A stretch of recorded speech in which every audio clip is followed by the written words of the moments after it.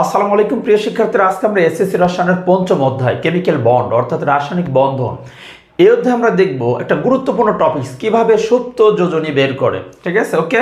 তাহলে দেখো আমি এখানে মোট 10টা প্রশ্ন লিখে রাখছি এমসিকিউ টাইপের, যে এবং প্রত্যেকটা প্রশ্ন কিন্তু বোর্ডে আসা। হ্যাঁ, এটা দেখো প্রত্যেকটা প্রশ্ন এরকম লেখা আছে চট্টগ্রাম বোর্ড 24, সিলেট বোর্ড 22, এরকম 10টা প্রশ্নই কিন্তু বোর্ড পরীক্ষাতে এসেছিল। তা আমরা এগুলোর সলিউশন কিভাবে করব, খুবই দ্রুত কিভাবে আমরা এগুলো বের করব, একটু মনোযোগী হয়ে ক্লাসটা দেখতে থাকো। ইনশাল্লাহ তোমরা সুপ্ত যোজনী নিয়ে আর কোনো সমস্যা থাকবে না। ওকে, তাহলে দেখো আমরা 10 থেকে শুরু করি, 10, 9 এইভাবে আমরা এক চলে যাবো। ঠিক আছে, উল্টা দিক থেকে শুরু করবো। ওকে, দেখো যে সালফার টেট্রাফ্লোরাইড কি, এই দেখো সালফার টেট্রাফ্লোরাইড যৌগটার নাম কি, সালফার টেট্রাফ্লোরাইড। এই যৌগে প্রশ্ন হলো SF4 সালফার টেট্রাফ্লোরাইড যৌগে সালফারের সুপ্ত যোজনী কত। এখন প্রশ্ন সুপ্ত যোজনীটা তাহলে কি, আমরা একটু সুপ্ত যোজনীর সূত্রটা লিখি যে আমরা জানি সুপ্ত যোজনী সমান কোন মৌলের কি সর্বোচ্চ যোজনী মাইনাস সক্রিয় যোজনী। এই দেখো সুপ্ত যোজনী বের করার যে থিওরিটা, আমরা সুপ্ত যোজনী চাইলে কি কাজ করব, সর্বোচ্চ যোজনী থেকে সক্রিয় যোজনীটা কিন্তু বিয়োগ দিয়ে দেবো, তাহলে সুপ্ত যোজনী পাবে। এখন আমরা একটা এক্সাম্পল দেখি, কারণ তোমাদের মনে এখন প্রশ্ন চলে আসছে স্যার সক্রিয় যোজনী আবার কি। ঠিক আছে, তা আমরা সব প্রশ্নের উত্তর দিচ্ছি ইনশাল্লাহ, ক্লাসটা দেখতে থাকো। দেখো 10 নম্বরটা কি আছে, সালফার টেট্রাফ্লোরাইড। দেখো কি আছে, সালফার SF4, সালফার এসতে কি সালফার, এসতে সালফার, এর তো হলো ফ্লোরিন, কিন্তু কি আছে SF4, অর্থাৎ এই যৌগটাকে কি বলা যায়, সালফার টেট্রাফ্লোরাইড। চারটা যদি 4 থাকে, দেখো এখানে 4 আছে, মানে কি ফ্লোরিন কয়টা, 4টা, তাহলে এর নাম কি হবে সালফার টেট্রাফ্লোরাইড। আচ্ছা, সালফার টেট্রাফ্লোরাইড যৌগে এখন বলছে যে সালফারের সুপ্ত যোজনী কত। আচ্ছা, এইখানে দেখো তো সালফারের যোজনী ব্যবহার হয়েছে কত, সালফারের যোজনী 4 ব্যবহার হয়েছে। এখানে ফ্লোরিনের যোজনী 1, এটা আসছে সালফারের কাছে। আমি যদি এটাকে ভেঙে দেখায়, দেখো আসলে বিষয়টা এরকম ছিল, এই যে SF ফ্লোরিনের যোজনী 1, এটা সালফারের কাছে আসছে, আর সালফারের যোজনী কত 4, এইখানে 4 ব্যবহার করা আছে, মানে সালফারের সক্রিয় যোজনী হলো 4। সক্রিয় যোজনী কি, একটা যৌগে কোনো মৌলের যে যোজনীটা ব্যবহার হচ্ছে, তাহলে দেখো তো সালফারের যোজনী তোমরা জানো যে মোট 3টা আছে, একটা 2, একটা 4, একটা 6, কিন্তু এই যৌগে ব্যবহার হচ্ছে কত, এই যৌগে ব্যবহার হচ্ছে হলো, দেখো এখানে ব্যবহার হচ্ছে হলো 4, সালফারের যোজনী 4 আর ফ্লোরিন এখানে 1, তো 1 তো দেওয়ার দরকার হয় না। সো আমরা এটাকে কিভাবে পাচ্ছি, SF4 অর্থাৎ সালফার টেট্রাফ্লোরাইড। তাহলে এখানে সালফারের যোজনীটা হলো 4, সালফারের যোজনী 4, অর্থাৎ সালফারের যোজনী গেছে ফ্লোরিনের কাছে। তাহলে এখানে দেখো এই 4টাকে বলা হয় সক্রিয় যোজনী, যেটা কারণ এখানে ব্যবহার হচ্ছে কত 4। তাহলে আমরা এখানে জানি যে সালফারের, দেখো সালফারের যোজনী আছে 3টা, 2, 4, 6, তাহলে সালফারের সর্বোচ্চ যোজনী কত, সর্বোচ্চ যোজনী সালফারের কত 6, মাইনাস সালফারের এইখানে ব্যবহার হচ্ছে কত SF4, অর্থাৎ ব্যবহার হচ্ছে হলো 4, সুতরাং 4টা বিয়োগ দিয়ে দিলাম, হয় কত 2, তাহলে সুপ্ত যোজনীর মান কত 2। সালফার টেট্রাফ্লোরাইড যৌগে সালফারের সুপ্ত যোজনী কত, উত্তর হলো 2, উত্তর 2, এই যে এটা খ নম্বর উত্তর। ওকে, খ, ঠিক আছে।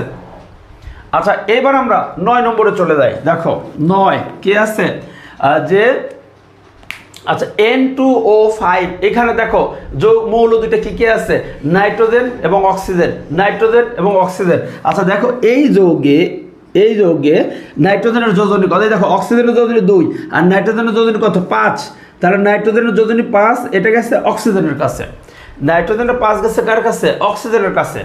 সুতরাং এই দেখো এখানে নাইট্রোজেনের ব্যবহার হয়েছে কত 5, এই 5কে বলা হয় সক্রিয় যোজনী, যে যোজনীটা ব্যবহার হচ্ছে যৌগে সেটার নাম সক্রিয় যোজনী। সুতরাং নাইট্রোজেনের ব্যবহার হয়েছে 5, এই 5 হলো সক্রিয় যোজনী।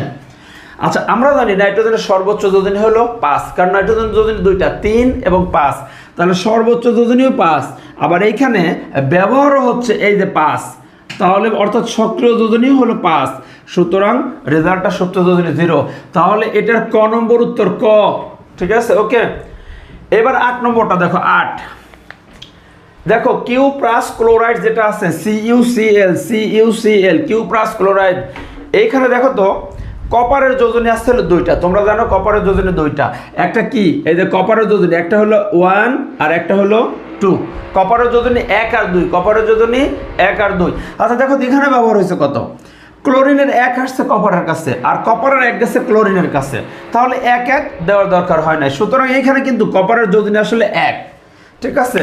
এখানে কপারের সক্রিয় যোজনী মানে ব্যবহার হয়েছে কত, ব্যবহার হয়েছে হলো 1, কারণ কি ক্লোরিনের 1 কপারের কাছে আসছে আর কপারের 1 ক্লোরিনের কাছে গেছে, তাহলে দুইজন সমান, আমরা এখানে দেই নাই, ব্যবহার করি নাই, ঠিক আছে। আসলে বিষয়টা এরকম ছিল, Cu1Cl1, তাহলে 1 দেওয়ার দরকার হয় নাই এটা। তাহলে এখানে কপারের ব্যবহার হয়েছে কত 1, এটা হলো কপারের মানে সক্রিয় যোজনী 1, এটা সক্রিয় যোজনী, আর কপারের সর্বোচ্চ যোজনী কত 2, আর এখন এখানে ব্যবহার হয়েছে কত 1, সুতরাং 1 সুপ্ত যোজনী হলো 1, এই যে খ নম্বর উত্তর। এবার 7 নম্বরে আসো, দেখো 7 যেটা আছে কি আছে, H2SO3 সালফিউরাস অ্যাসিড যোগে সালফারের সুপ্ত যোজনী কত, এটা একটু খেয়াল করো, H2SO3 সালফিউরাস অ্যাসিডে সালফার এদের কেন্দ্রীয় মৌল সালফারের সুপ্ত যোজনী কত। আচ্ছা দেখো এইখানে যে কাজটা করবে, এখানে তোমাকে জারণ মান বের করতে হবে, জারণ মান বের করে তুমি যোজনীটা বের করে ফেলো এইখানে, ঠিক আছে। কি কাজ করবে তোমরা, এখনো জারণ মান মানে হয়তো বিষয়টা ধারণা আমার জারণ মান একটা ক্লাস আছে, তোমরা দেখে আসতে পারো, ঠিক আছে। আচ্ছা এবার একটু দেখো যে হাইড্রোজেনের জারণ সংখ্যা কত +1, সাধারণত +1 হয়, তাহলে এইখানে এই দেখো হাইড্রোজেনের জারণ মান হলো +1 আর অক্সিজেনের জারণ মান সাধারণত হয় -2, ঠিক আছে। এক্সেপশনাল কেস আছে সেটা আলাদা, এখন অক্সিজেনের এক্ষেত্রে হলো -2। এখন আমরা একটা কাজ করব, হাইড্রোজেনের জারণ মান কত +1, তাহলে এখানে হাইড্রোজেন আছে কয়টা 2টা, তাহলে এখানে কি +2। আচ্ছা অক্সিজেনের জারণ মান হলো -2, কিন্তু অক্সিজেন কয় পরমাণু আছে 3 পরমাণু, তাহলে 3টার জন্য কত হবে -6। আর তোমরা জানো টোটাল যৌগের এই যে পুরো যৌগের জারণ সংখ্যা হলো 0, তাহলে টোটাল জারণ সংখ্যা যদি আমি 0 দিয়ে দিই, এবার দেখো তো তাহলে এই যে সালফার, এখানে সালফার মান কত বসাতে হচ্ছে, আচ্ছা +2 -6, তাহলে দেখো মাঝখানে যদি আমি +4 বসায় দিই তাহলে কিন্তু দেখো +6 -6 = 0 হয়ে গেল, ঠিক আছে। সুতরাং সালফারের ব্যবহার করছে কত, সালফারের হলো যোজনী হলো 4, এই ক্ষেত্রে মানে সালফিউরাস অ্যাসিডে সালফারের যে জারণ মান, এই সালফিউরাস অ্যাসিডের ক্ষেত্রে এটাই কিন্তু তার যোজনী, ঠিক আছে। তাহলে সালফিউরাস অ্যাসিডে সালফারের সক্রিয় যোজনীটা হলো 4, তাহলে আমরা সর্বোচ্চ যোজনী সালফারের হলো 6 আর সক্রিয় যোজনী ক্ষেত্রে সালফিউরাস অ্যাসিডের ক্ষেত্রে সক্রিয় যোজনী পাইছে কত 4, তাহলে এটা বিয়োগ দিয়ে দিলে হয় 2, সুতরাং উত্তরটা হচ্ছে কত, এই যে 2 উত্তর, ঠিক আছে। ওকে এবার আমরা 6 নম্বর প্রশ্ন দেখি, দেখো ঢাকা বোর্ড 20 সালে আসছিল, প্রত্যেকটা প্রশ্নই কিন্তু বোর্ডে আসা, অর্থাৎ আমি এখানে বোর্ড পরীক্ষার প্রশ্নগুলোকে সিলেকশন করছি এবং এইগুলোই আমরা প্র্যাকটিস করতেছি, ঠিক আছে। এবার আমরা দেখো 6 নম্বর কার্বন ডাই অক্সাইড যোগে কার্বনের সুপ্ত যোজনী। আচ্ছা আমরা কি কাজ করব, কার্বন ডাই অক্সাইডকে দেখবো CO2, কার্বন ডাই অক্সাইড, এটা কিন্তু তোমাদের ভুল হওয়ার সম্ভাবনা খুব থাকে। দেখো আচ্ছা কেউ মনে করতে পারো স্যার এটা তো খুবই সহজ, কার্বন ডাই অক্সাইডে কার্বনের সুপ্ত মানে সক্রিয় যোজনী 2, এটা কিন্তু ভুল। এই 2 দেখে কিন্তু আসলে এটা কিন্তু তোমার বোঝাটা ঠিক হচ্ছে না। এই দেখো একটু তুমি মনোযোগ দিয়ে দেখতে থাকো, কার্বন ডাই অক্সাইড, তাই না। ওকে তুমি একটু দেখো এই যে কার্বন ডাই অক্সাইড কিভাবে হচ্ছে, আসলে এখানে যে ঘটনাটা ঘটছে দেখো, অক্সিজেনের 2 আসছে কার্বনের কাছে, অক্সিজেনের যোজনী 2, এটা কার কাছে আসছে, কার্বনের কাছে, আর কার্বনের 4 গেছে হলো অক্সিজেনের কাছে। তাহলে এইখান থেকে দেখো তুমি এদের মধ্যে সাধারণ সংখ্যা কত 2, এই 2 দিয়ে 2টাকে ভাগ করে দাও। আচ্ছা 2 দিয়ে যদি দেখো এই যে 2/2 আর এই যে 4/2, রেজাল্টটা কি দাঁড়ায়, C, 2 কেটে গেল, ও এখানে 2, এই যে দেখো আসলে কাহিনীটা কিন্তু এটা। তাহলে কার্বন ডাই অক্সাইড যোগে সত্যিকার অর্থে কার্বনের কত সক্রিয় যোজনী ছিল 4, কার্বনের সক্রিয় যোজনী কত, ব্যবহার হয়েছে কত 4, ব্যবহার 4। এখন সুপ্ত যোজনী বের করি, কার্বনের সর্বোচ্চ যোজনীও কিন্তু আবার 4, কার্বনের যোজনী 2টা 2 এবং 4, তাহলে সর্বোচ্চ যোজনী 4। আচ্ছা আর কার্বন ডাই অক্সাইডে ব্যবহার যেটা হচ্ছে সক্রিয় যোজনী কত 4, সুতরাং সুপ্ত যোজনী কত 0। আচ্ছা এইবার তাহলে আমরা কি পাচ্ছি, কার্বন ডাই অক্সাইডে হলো 0 ক নম্বর উত্তর, ঠিক আছে। ওকে নেক্সট দেখো এর আগেরটা মানে 5 নম্বর যেটা আছে বরিশাল বোর্ডে 21 আসছিল, FeCl3, এটা কি ফেরিক ক্লোরাইড যৌগে আয়রনের সুপ্ত যোজনী কত? ওকে, তাহলে আমরা একটু দেখব যে ফেরিক ক্লোরাইড FeCl3, এখানে দেখো ক্লোরিনের যোজনী 1, এটা আয়রনের কাছে আসছে, খুবই সহজ। আর আয়রনের যোজনী 3, এটা গেছে হলো ক্লোরিনের কাছে। তো আমরা জানি আয়রনের যোজনী হলো দুইটা, একটা হলো 2 আর একটা হলো 3। তাহলে এইখানে আয়রনের যোজনী দেখো ক্লোরিনের কাছে ব্যবহার হয়েছে কত? 3 ব্যবহার হয়েছে। তাহলে সুতরাং আয়রনের সর্বোচ্চ যোজনী কত? 3। আর সক্রিয় মানে এখানে অ্যাক্টিভ আছে কত? ব্যবহার হয়েছে কত? 3, সুতরাং 0।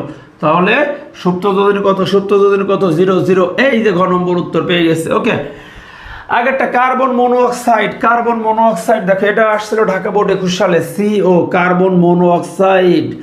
এই যৌগে দেখো তো, আচ্ছা এইখানে যে ঘটনাটা একটু মনোযোগ দিয়ে বুঝবা, সেটা কি দেখো কার্বন মনোঅক্সাইডে কি হয়েছে? অক্সিজেনের যোজনী 2 কার্বনের কাছে আসছে আসলে, আর কার্বনেরও কিন্তু 2, সেটা অক্সিজেনের কাছে। তাহলে এখানে আমরা যদি এই দুইটাকে 2 দিয়ে ভাগ করে দেই, ঠিক আছে, কমন সংখ্যা কত? 2 দিয়ে ভাগ করে দিলে CO দাঁড়াবে।